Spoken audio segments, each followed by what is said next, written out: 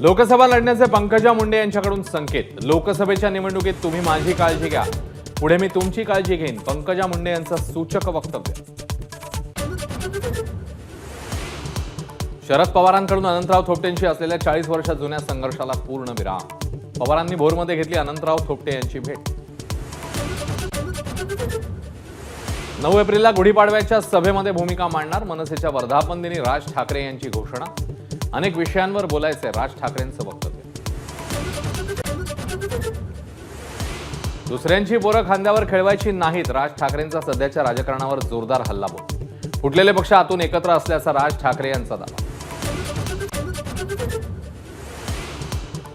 अरबी समुद्रात शिवरायांचं स्मारक अजूनही का नाही? पंतप्रधानांनी फुलं वाहिली, त्याचं काय झालं?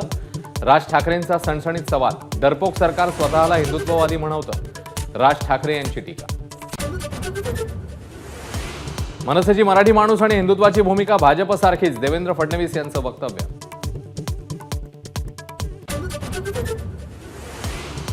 दिल्लीतील महायुतीच्या बैठकीत जागा वाटपावर कुठलाही तोडगा निघाला नाही, महायुतीतल्या सूत्रांची माहिती। 2 दिवसानंतर दिल्लीत होणाऱ्या बैठकीत जागा वाटप अंतिम होण्याची शक्यता।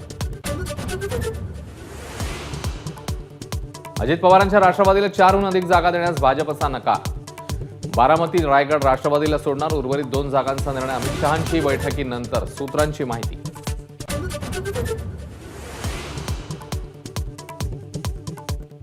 जागा वाटपाआधीच मवियात काँग्रेस आणि वंचितची धुसफूस सुरू। काँग्रेसमध्ये अनेक सुपारी बहाद्दर, प्रकाश आंबेडकरांची टीका। तर दोस्ती करायची तर पूर्ण करा, नाना पटोले यांचं प्रत्युत्तर। भास्कर जाधव यांचं कार्यकर्त्यांना भावनिक पत्र। आपल्यासोबत विश्वासघातकी राजकारण खेळलं गेल्याचाही दावा।